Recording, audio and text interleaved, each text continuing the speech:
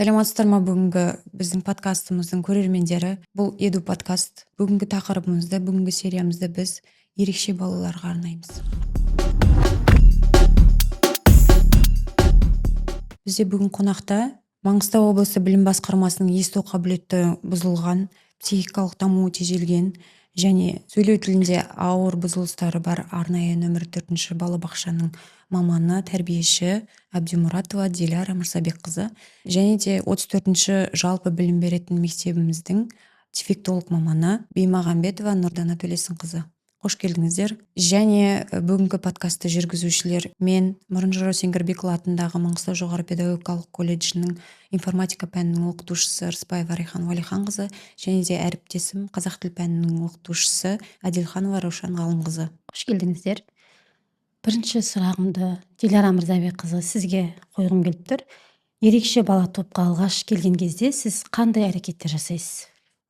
Тобыма ерекше бала алғаш келгенде ең бірінші жылы қарсы аламын міндетті түрде.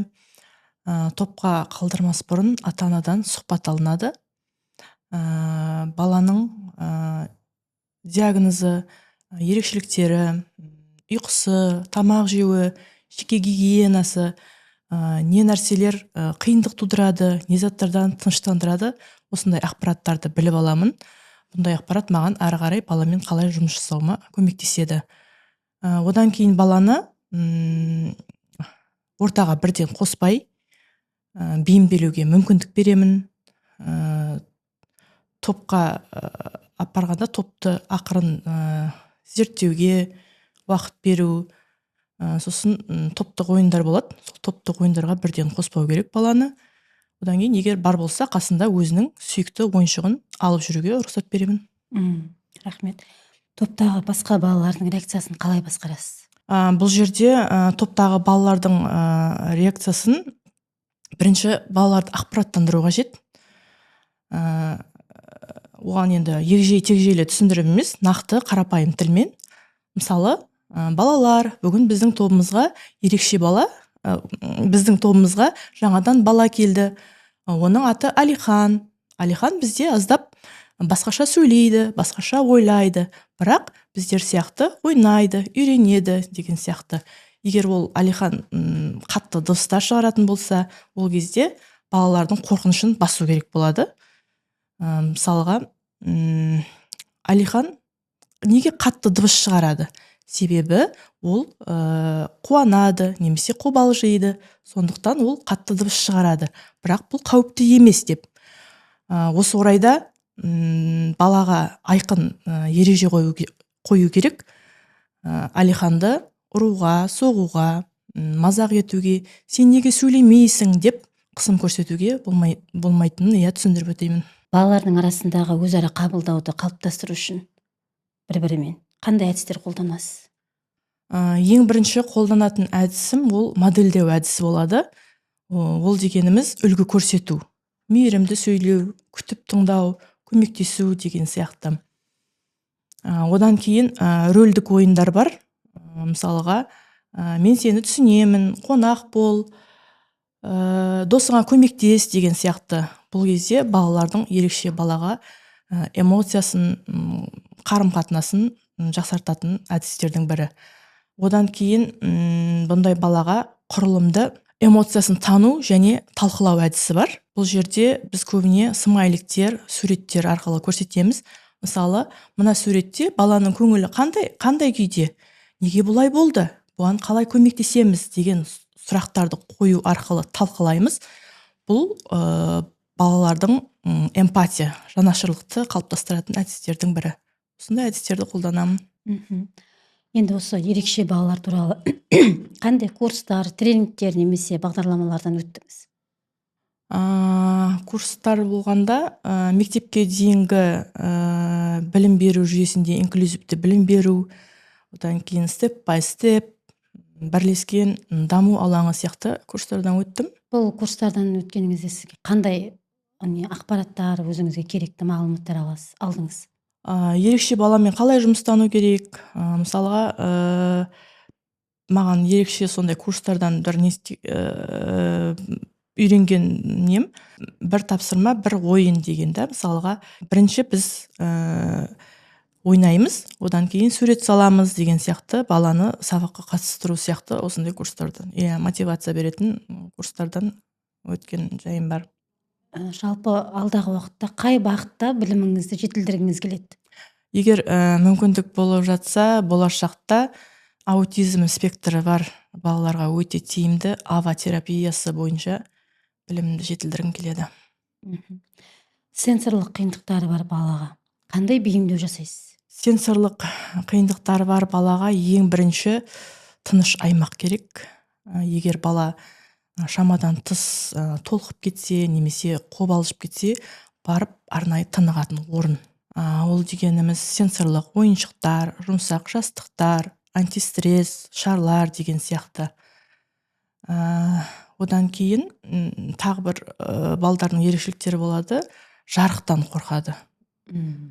Ондай кезде топтың ішінде қатты жанатын жарық шамдарын қоспау, терезенің пердесін жартылай жабу, сол топқа айқын жарық беретін өзгерістерді жасамау.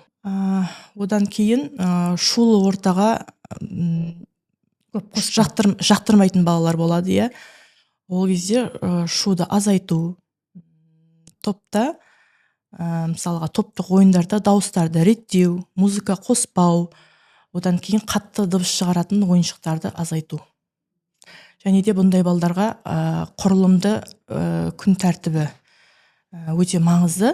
Бұндай балаларда күн тәртібінде жаңағы күтпеген жағдай орын алса, несеп кетуі мүмкін да, сондықтан жаңағыдай сюрпризсіз режим күн тәртібі болу керек.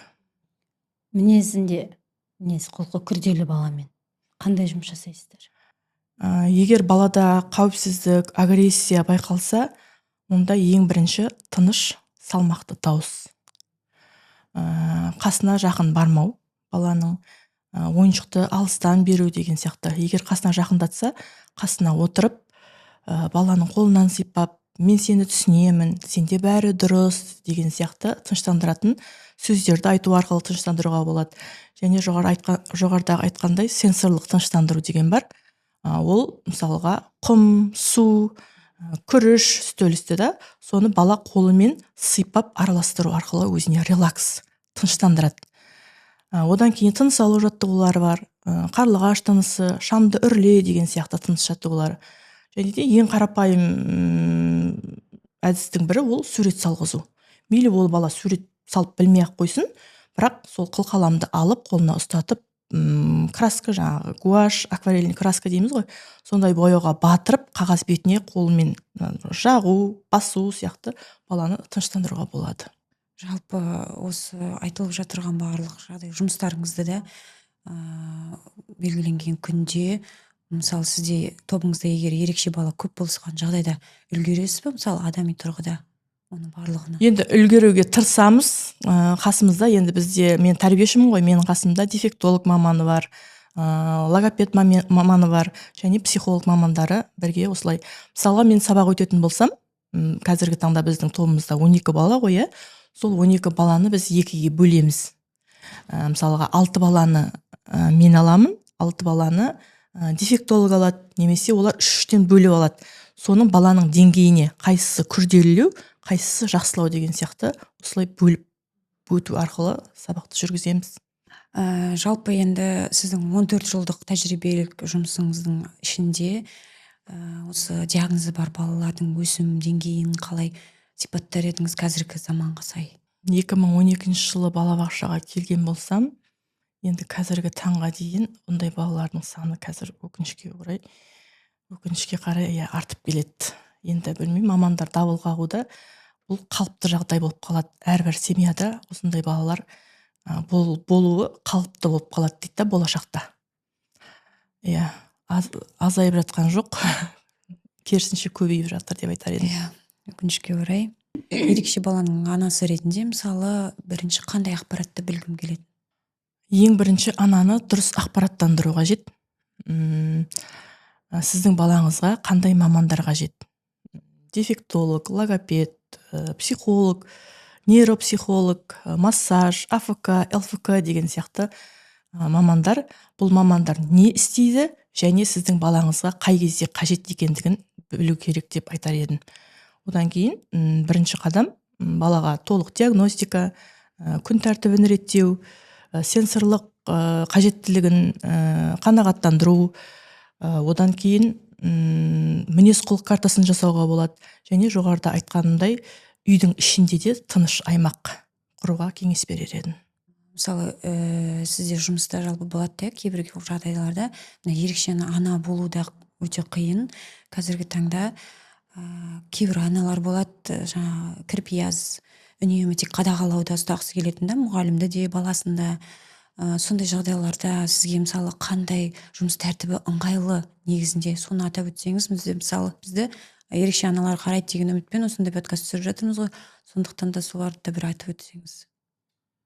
Сұрағыңыз өте орынды. Енді әрбір ата-ана енді балабақшаға алып келгесін соның бір жақсы болып кеткенін қалайды.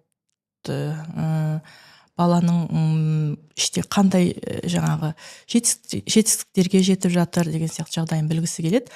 Енді бұндай нелерді мен күнде айтқым келмейді. Маған апта сайынғы талқылау ыңғайлы. Себебі бізде бірінші топқа келгенде ерекше бала жаңағы бақылау күнделігін жүргіземіз. Бірінші күннен бастап балабақшаға таңертең келгеннен бастап кешке қайтуға дейінгі аралықтағы күн тәртібіміз бар ғой. Сол кезде бала өзін қалай ұстады, тамақ жеуі қалай, ұйқысы қалай, балалармен араласып ойнай ма, серуенде өзін қалай ұстайды деген сияқты барлығын сол дәптерге жазып отырамыз. Дүйсенбіден жұмаға дейін да. Сосын жұма күні ата-анамен бірге сол нелерді көрсетіп, талқылап, сіздің балаңызда бүгін мынандай жетістік болды, мынандай нәрселер мазасыздандырды деген сияқты осындай жаңағы сұхбат ретінде, отчет ретінде осылай беріп отырамыз. Маған солай ыңғайлы. Келесі сұрағымызды Нұрдана Төлесінқызына қойғымыз келіп отыр. Жалпы енді балабақшадан өткеннен кейін бала енді міндетті түрде заң бойынша оқу тиіс, мектеп қабырғасында оқу тиіс. Сол жағдайларда мектепке барғанда сол бала қандай адаптациялардан өтеді сіздерден? Ең алдымен ата-анасы енді құжатын алып келеді ғой. Іштегі орынбасарларға тапсырады. Орынбасарлар бізге дефектолог, психолог, логопед, яғни арнайы мамандарды жинап, осындай оқушы келіп жатқандығын таныстырады. Баланың ата-анасымен кездестіреді. Ең алдымен психолог маманнан бастайды жұмысын. Баланы сыныпқа бөлген кезде сыныптың ондай басқа өзге ерекше бала жоқ па, соны ескереміз. Яғни бір сыныпта бір ғана ерекше бала оқытуға қазіргі таңда солай қарастырылған. 25 балаға бір ерекше бала. Психолог маман бастайды, яғни психологиялық жағынан барлық ахуалын қарайды баланың. Балада қаншалықты балабақшадан кейін ортада өзін ұстау дағдылары қалыптасқан. Одан кейін дефектологтың өзінің дефектологиялық диагностикасы болады, логопед маманның өзінің логопедиялық диагностикасы болады. Баланы жан-жақты қараймыз, тексереміз, және сынып жетекшілерге ескертіледі. Сынып жетекшілер сыныпты дайындайды. Ең алдымен баланың ата-анасымен сөйлеседі, баланың жаңағындай қандай ерекшеліктері бар жеке, солардың барлығын ескереді. Жаңа апай айтып өткендей, біз де сыныпты дайындаймыз, яғни сынып жетекші сыныпты дайындайды. Біздің сыныпқа жаңа оқушы келеді, ол оқушыны ерекшелеп айтып көрсетпейді. Тек сондай оқушы келетінін айтады, және оған қандай қарым-қатынас болу керек. Ол осындай күлуі мүмкін, немесе қатты қобалжыған кезде осындай дыбыстар шығаруы мүмкін, көмектесеміз, оны жылы қарсы аламыз деген сияқты. Және баланы ортаға қосу кезінде міндетті түрде ойын немесе тренинг, ол психологпен бірігіп өтуі мүмкін, ол немесе дефектолог маманмен бірігіп өтуі мүмкін. Осындай әртүрлі бейімделу бағдарламаларынан, бейімделу процестерінен өтеді бала. Жалпы осы тәжірибеңізде сыныптағы ерекше бала жалпы сыныптың академиялық деңгейіне қалай әсер ететін? Енді ол жерде әр сыныпта әртүрлі бала отырады. Ол барлығымызға белгілі. Әр баланың мінезі, әр баланың оқу үлгерімі әртүрлі деген сияқты. Бірақ енді салыстырмалы түрде айтатын болсақ, инклюзивті бала оқитын, ерекше бала оқитын сыныппен қарапайым енді қалыпты балалар оқитын сыныпты салыстырған кезде сапа жағынан, яғни болады өзгешеліктер. Себебі сынып жетекші ол жалғыз өзі 25 бала отырады, ол көбіне ерекше балаға көңіл бөліп кетуі мүмкін. Сол себепті сапалық академиялық үлгерім жағынан енді өзгешеліктер болады. Осындай қиындықтар бар қазіргі уақытта біздің мектебімізде, өзімнің тәжірибемнен өтіп жатқандықтан көріп осылай бөлісіп жатырмын сіздермен. Жақсы. Жалпы сынып ішінде ерекше балаларға арналған немесе жалпы общий сыныпқа арналған сол ерекше баланы сыныпқа бейімдеу мақсатында арналған сенсорлық үзілістер сияқты бір тренингтер ма өтіп тұра ма? Өте маңызды сұрақ. Яғни бұл инклюзивті білім беру болғандықтан, инклюзия жалпы ол латын тіліне аударғанда біріктіріп оқыту дегенді білдіреді ғой. Сол себепті біз ерекше баланы ерекше деп атап көрсетпейміз. Сондықтан барлық сынып, яғни 25 оқушының барлығын алып, барлығымен бірге өткізеді сынып жетекші. Мысалға, бірінші партада отыратын оқушыдан бастап, бір ай бойына кезек шығарып тақтаға ерекше жаңағыдай сергіту сәттері, немесе ол ойын түрінде болуы мүмкін, немесе музыка пәнінің мұғалімімен бірлесіп жаңағындай музыкалық шаралар болуы мүмкін. Бірақ ерекше баланың өзін күнде шығарып қойып, тақтаның алдына өйтіп ерекшелік көрсетпейміз. Сыныптағы жалпы басқа балалардың түсінігін қалыптастыру мақсатында бір белгілі бір әрекеттер, жұмыстар, іс-әрекеттер жүргізілетін шығар, иә? Сынып жетекшінің тарапынан болсын, барлық басқа мамандардың тарапынан болсын. Иә, әрине, жаңа айтып өткендей, бейімделу кезінде де, одан кейін де міндетті түрде жүргізіледі. Себебі әр бала әртүрлі болғандықтан бізде әсіресе көбіне проблемалар бастауыш сыныптың балаларында кездесіп жатады. Себебі бала болғаннан кейін болады ондай нәрсе. Көбінесе бұл жағынан психолог мамандар бізде жұмыс жасайды мектепте. Жеке баланың өзімен емес, әрине, сыныппен, психологпен сынып жетекші бірігіп сыныпқа түсіндіру жұмыстарын, немесе жаңағыдай ойын түрінде, тренинг түрінде, және де психолог мамандар көбінесе сауалнама арқылы жүргізеді, анықтайды баланың бір-бірімен қандай қарым-қатынастары бар. Сол сауалнаманың нәтижесінде талдау жасау арқылы білуімізге болады. Осындай қосымша жұмыстар жүргізіледі міндетті түрде. Жақсы. Осы мектеп тарапынан ерекше баламен жұмыс жасау әрекетінде сіздерге қандай бір жағдайлар, жетіспеушілік бар деп ойлайсыз? Жаңа өзім айтып кеткендей, бір сыныпта 25 балаға бір ерекше бала беріледі. Көбінесе сынып жетекшілердің үлгермеушілігі. Яғни ол 25 баланың барлығына бірдей көңіл бөлу керек қой.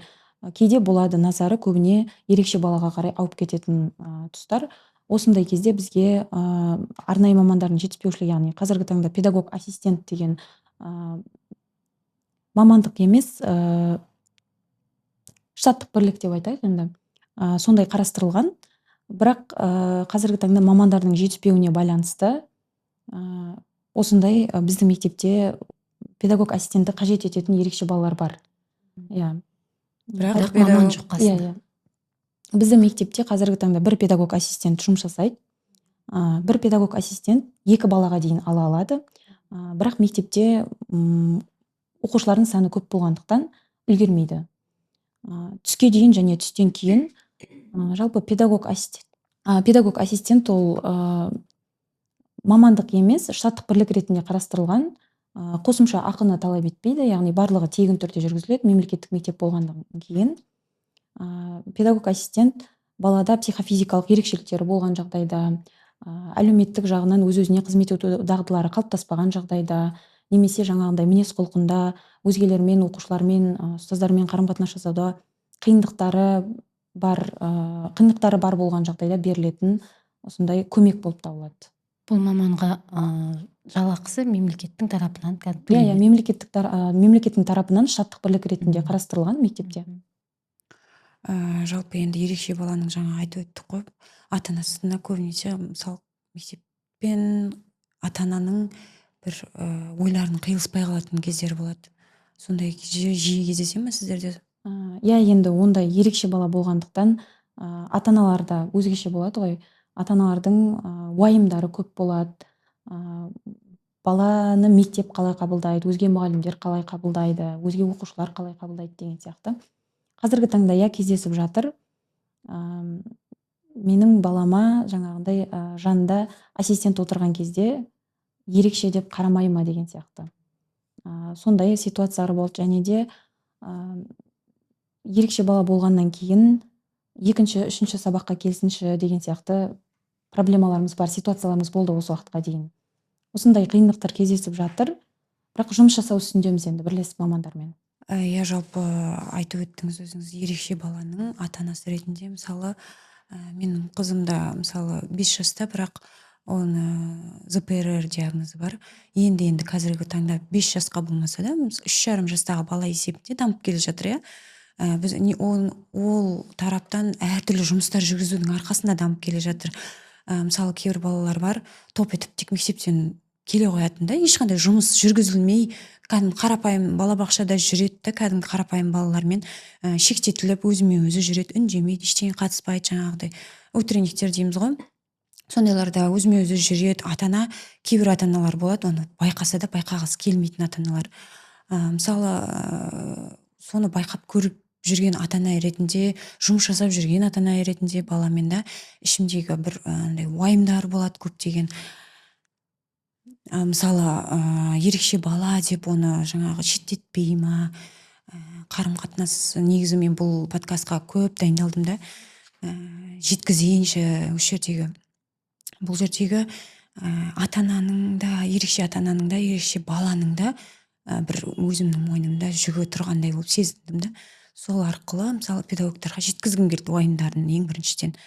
Мысалы, жаңағы шектетпей ма, жаңағы басқа балалар мазақ қылмай ма деген сияқты, жаңағы сынып жетекшіден қайта-қайта күнбе-күн мен балам қалай отырды деген сияқты сұрақтармен мазаласам, мысалы, қиын ата-ана сияқты көрінбейін ба деген сияқты сұрақтар мені әлі мазалайды. Себебі менің қызым, мысалы, мектеп жасына жеткен жоқ та әлі. Бір жағынан, мысалы, айтып жатсыздар, ассистент беріледі деп та. Мен, мысалы, қызымды мен тіркеген жоқпын әлі. Өзім жеке жүріп, жаңағы жеке түзету дамыту орталықтарында жүрді. Сол жаққа жеке төлем арқылы, мысалы, яғни үкіметтік емес ұйымдармен жұмыс жасап жатырмын да, тікелей айтқанда. Психолог болсын, басқасы болсын, поликлиникалық, өзіміз тіркелуде тұрған поликлиникаларда, мысалы, есепте жоқ деген сөзбен да, ертең мен барғанда мектепке сол кезде, мысалы, ассистент ала алмаймын, сонда мен тіркеуде болмаса бала. Ең алдымен әрине ПМПК, яғни психологиялық медициналық педагогикалық консультация. Осында баланың ерекше екені тіркеледі. Сол жерде міндетті түрде қарастырылу керек. ПМПК-ның қорытындысында педагог ассистент немесе тьютордың қолдауы қажет етіледі деп жазылған жағдайда міндетті түрде берілу қажет. Көк қағазына жазылып беріле ма сонда? Қорытындысына жазылып. Қорытындысы бұл кісілер неден ПМПК-дан өту керек қой. Сіз 5-те дедіңіз ба қызыңызда? Сіз оны егер сондай диагнозын білген ертерек енді білдіңіз ғой, сол кезден бастап сіз сондай нелерді, орталықтарды іздеуіңіз керек еді. Мысалы, ПМПК-ға сіз не істесеңіз, сізге не Жалпы сосын осы үкіметтің тарапынан ПМПК-ға тіркеудің өзі де бір ұзақ уақыт алатын жұмыста. Мысалы, мен байқаймын, мен өзімнің балам 2-ші сыныпта оқиды. Кездеседі кейбір жағдайлар, сыныпта ерекше бала бар. Бірақ сол 1-ші сыныпты көбінесе жаңа ПМПК-ға тіркелмей барады да, бала босқа өткізеді, тьюторсыз. Сосын 2-ші сыныпқа жетем дегенше жаңағы ПМПК-ны тіркеп жүреді, сабақтан қалады, ол 1-ші сыныптың сабағы босқа өтіп кетеді да, 2-ші сыныпқа мысалы тьютормен келгеннен кейін айтып жатыр кейбір ерекше аналар, кәдімгідей өзгерістер бар, кәдімгідей жетіліп келе жатыр балам, сыныпқа үйреніп келе жатыр деп. Сонда енді біз іздестіреміз, чаттарымыз бар, өздеріміздің әртүрлі әңгімелер айтылады сол жерлерде де. Бірақ көп ата-аналар біле бермейді екен осы ассистент тьютордың алу өзінің заңнамасы бар екендігін да, міндетті түрде жаңағыдай тіркеуде болу керектігі туралы білмей жатады. Сол қалай жасаймыз деген сұрақтар көп кездеседі. Енді сіздердің, жалпы сіздер жаңадан ашылған мектепсіздер, иә, 34-ші мектеп. Сіздерде бала саны қазір аз, соның өзінде де сіздерде мысалы тьютор жетіспеушілігі бар. Ал кейбір мектептер бар, мысалы Ақтау бойынша 3000-нан асып, 300-мен де оқып отқан мектептер бар. Сол мектептерде мен ойлаймын тьютордың жетіспеушілігіне қоса, мысалы сынып жетекшінің өзі адами тұрғыда жетіспеп үлгермейді. Себебі мысалы сыныптарда 30 баладан отыр. Негізі заң бойынша ол 25 бала болу керек қой. сол аясында мысалы біздің колледжде жалпы қазіргі үздік мамандарымыз бар. 4-ші курсты аяқтайын деп отырған, бастауыш білім беру мамандығы бойынша, логопедия мамандығы бойынша мамандарымыз бар. Кәдімгі 4-ші курс оқиды, бірақ та кәдімгі уже жұмыс жасап жүрген, қосымша орталықтарда маман болып қалыптасқан, иә. Сол мамандарды біз сіздерге 10 күндік акция есебінде, сол аясында сіздерге осындай ұсыныс ретінде басшылықтарыңызға айтып көріңіздер. 10 күндік акция аясы ретінде жаңағы ерекше балаларға көмектескіміз келеді. Тьютор есебінде барып, балалардың қасында сіздер тек қана осы 33-ші мектепке қатысты емес, жалпы барлық Ақтау қаласы бойынша меморандумға отырсақ, мектеп пен колледж арасында көмектесуге дайын біздің студенттеріміз де, педагогтарымыз да. Жалпы педагог ассистенттің негізгі міндеттеріне келесілерді кіргізуімізге болады, жатқызуымызға. Ең алдымен ол педагог ассистент оқытпайды, тәрбиелемейді, ол тек қана балаға көмекші ретінде жүреді, қасындағы қолдаушы маман. Ең алдымен баланың тапсырманы түсіндіру емес, яғни орындауға бағыттайды. Баланың мектепте, қоңырауда, үзілісте, асханада өз-өзіне қызмет етіп, өз-өзін жаңағындай ұстап жүруге, қоғамда бейімделуге, мектептің ішінде бейімделуге көмектесу болып табылады міндеті. Одан кейін сыныпта өзін-өзі ұстау, яғни жанындағы балаға кедергі келтірмеу, сынып жетекшіге кедергі келтірмеуін қадағалау. Жаңа айтып өткендей, мемлекеттің тарапынан төленеді, яғни ата-аналардан қосымша ақы талап етілмейді. Жаңа қосымша ассистент, тьютор деп жатырық қой. Соны мысалға мектептің несіне жүгінбей басқа өзі алып келуге бола ма, тьютор? Жалпы басынан бастап айтатын болсам, яғни ПМПК қорытындысында педагог ассистент қажет деп жазылған бала келетін кезде, егер іште педагог ассистент болмаса, педагог ассиstenттер бос болмаса, мектеп конкурс жариялайды, яғни педагог ассистентке.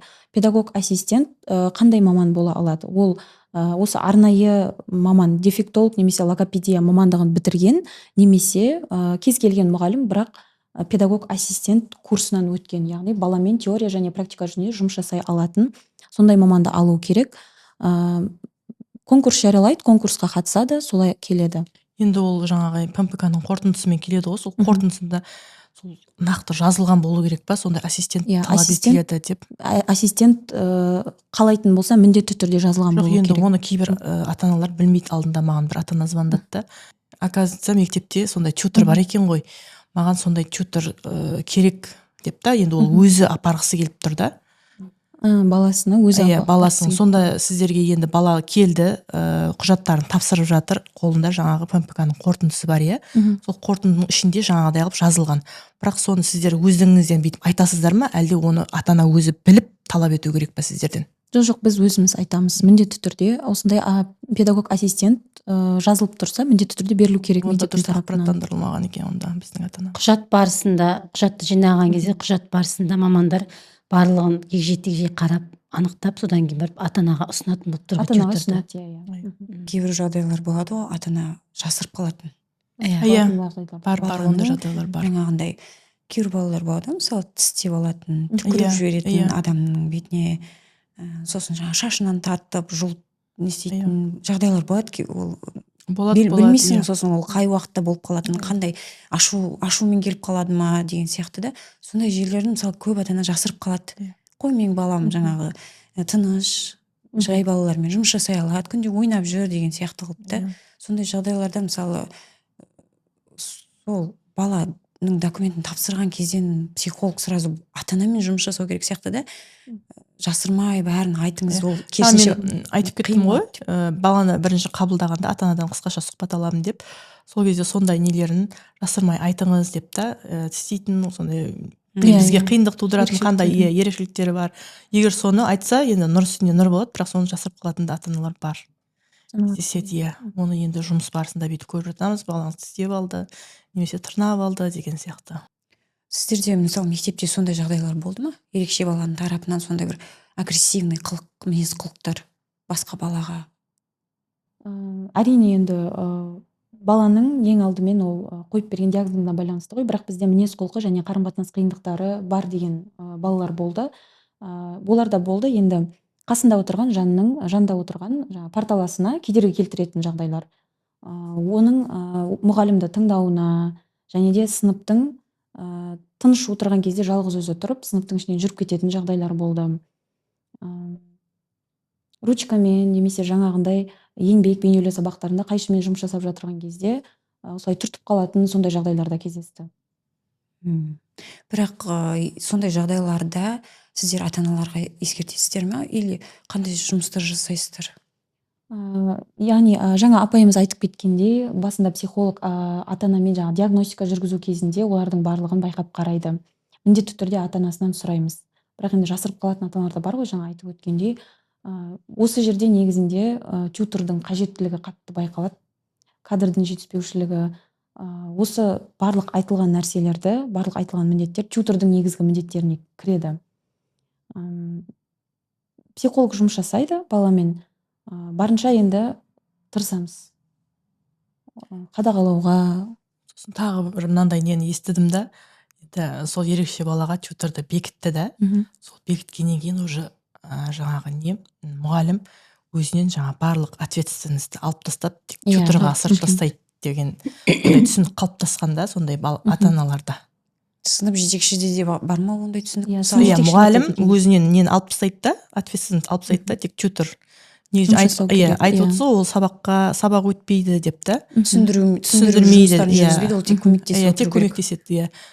Енді бұл жерде жаңағы сынып жетекшілерде жаңағы не істеу керек, дұрыстап тұрып ақпараттандыру керек сияқты деп ойлаймын. Ағартушылық жұмыстар жасау керек міндетті түрде. Енді бізге ол жаңадан келіп жатқан не сияқты да. Жаңадан келіп жатқан тәжірибе. Жаңадан келгесін, оны көп мұғалімдер түсіне бермейді да, болды ол соған бекітілді ма, сол балаға бекітілді ма, сол барлығын сол істеу керек деген сияқты түсінік қалыптасқан сияқты мұғалімдерде. Енді жалпы біз меморандум аясында бұл жобаны сіздерді шақырудың мақсаты әрі қарай осы инклюзивті білім беруді қажет ететін ерекше балаларды сыныпта шектетілмеу мақсатында, бейімделуінің тез болуының мақсатында осындай жобаны алып жатырмыз. Мөп-мөлдір әлем деп аталады. Осы подкасттың аясында сіз айтып жатырсыз, әртүрлі жағдайлар болып жатыр деп та, ерекше балалардың тарапынан, сыныптың ішінде болсын, сынып жетекшіге қатысты болсын. Енді сол бағытта бірлесе жұмыс жасап, мен ойлап отырмын, мультфильм именно осы ерекше балалардың жаңағындай мінез құлықтары болады ғой, агрессивті мінез құлықтары, тағы да басқа, соларды көрсетіп, қарапайым балаларға жеткізу. Ол ондай мінез құлықты не үшін көрсетіп жатыр?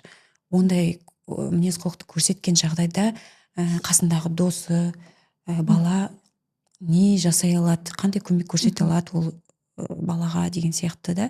Сондай ой келіп отырып, осындай әрі қарай жұмыстану мақсатында. Осы подкастқа шақырғандарыңызға рахмет. Осы подкаст арқылы мысалға жаңағы ата-аналар болады ғой, не істерін білмейді, менің балам мынандай деп, жаңағыдай стресске, түскіндікке түсіп кеткен ата-аналарға үлкен көмек болады деп ойлаймын. Неден бастау керек, не істеу керек, қандай мамандарға жүгіну керек деген сияқты неге көмектеседі деп ойлаймын. Енді сіз жаңа айтып жатсыз ғой, мультфильм ұйымдастырамыз, жаңағы оқу орнымызда жаңа мамандық ашылып жатыр деп. Менің ойымша бұл өте керемет болар еді, себебі қазіргі таңда жұмыс жасап жатқандықтан проблеманы, ситуацияны біз көріп тұрмыз, және бұл нағыз бізге қазір қажет нәрсе болып тұр. Сондықтан мен де сіздерге рахмет айтқым келеді, осындай керемет подкастқа шақырып, қазіргі қоғамда нағыз өзекті болып тұрған тақырыпты қозғап жатқандарыңызға, және осы 10 күндік акциясын ұйымдастырып, инклюзивті білім беруді ары қарай дамытып жатқандарыңызға да ерекше алғыс білдіргім келеді. Құрметті ата-аналар, сіздерге айтарым, балаларыңызды балабақшаға, мектепке, оқуға жіберуден қорықпаңыздар. Себебі инклюзивті білім беру бұл сіздің балаңыздың қауіпсіз, қолайлы ортада білім беру үшін ұйымдастырылған тек қана мемлекеттік бағдарлама емес, ол біз бен сіздің ортақ жауапкершілігіміз. Осы подкасттан кейін көптеген ұстаздарда, арнайы мамандарда және міндетті түрде ата-аналарда жаңа ой қалыптасады деген, жаңа бір күш-жігер қалыптасады деген үміттемін. Сіздерге үлкен алғыс білдіремін. Ерекше баланың өзіне қандай көмек керек болса, ата-анаға да дәл сондай көмек керек қазіргі таңда. Ол деген ерекше баламен жүрген ана көбінесе баланың сол ортамен ортаға қалыптасуын, сіңіп кетуіне, ұйықтамастан неше түрлі мамандарға апарып жүрген аналарға бұл деген үлкен, жалпы сол аналар, батыр аналар, сол аналардың өзіне үлкен көмек керек. Осындай ерекше балаларға білім беру жолында сіздерге де рахмет, еңбектеріңіз талмасын. Соларға жылылықпен, мейірімді жүректеріңізбен білімдеріңізді, тәрбиелеріңізді бере беріңіздер. Балаларды жалпы қоғамнан біз алшақтатпауымыз қажет. Бұл балаларды біз кәдімгідей Қоғам. балалармен бірге ерекше деп қарамай, сол балалармен бірге ортаға сіңіруімізге барлығымызда педагог маман болғаннан кейін атсалысуымыз керек деп ойлаймын. Сіздерге де үлкен рахмет. Біздің осы подкаст аясында жобамызға осындай келіп өздеріңіздің тәжірибелеріңізбен бөліскендеріңізге, алдағы уақытта осы 10 күндік акциясын сол арнайы балабақшамен 34-ші жалпы білім беретін мектепке мамандарды басшымыз осы орайда Бақтыгүл Сүйінбайқызына алғыс айтамыз. Сол кісінің қолдауымен біз осындай жобаны жалпы бастап жатырмыз. Сіздердің де сол білім беретін орталықтарыңызбен меморандумға отырып, осы жобамызды ары қарай іске асыруына үлкен септігін тиеді деп ойлаймыз. Жалпы осы орайда үндеу ретінде айтқым келеді. Егер сіз осындай арнайы балабақшаларда қазір өте көп, қазір микрорайонға бір түзету дамыту орталығы бар десем қателеспеймін. Сол дамыту орталықтарында қандай мамандар жұмыс жасап жатыр, біз де оны да білмейміз да. Ата-ана ретінде де жалпы білімі бар, жоғары білімі бар педагог ретінде де. Айтарым, егер де сіз ерекше баламен жұмыс жасау барысында қиындықтар туғызып, бұл менікі емес, бұл мамандық деген бір кішкентай ой келетін болса, бұл шынымен де сіздікі емес деген сөз. Қазіргі таңда мамандық өте көп. Кез келген жерден ақша табуға болады. Тек қана мысалы айлық үшін деп қарапайым баланы да, ерекше бала деп айтпай ақ қойын, қарапайым баланың да мысалы болашағына балта шаппауларыңызды сұраймын. Сонымен бүгінгі подкастымыздың сериясы аяқталды. Бүгінгі подкастқа үлес қосқан педагогтарға, мамандарымызға үлкен алғысымызды білдіреміз. Сіздерге үлкен көмек және де маңызды ақпараттар бердік деп ойлаймыз. Сау болыңыздар. Рахмет.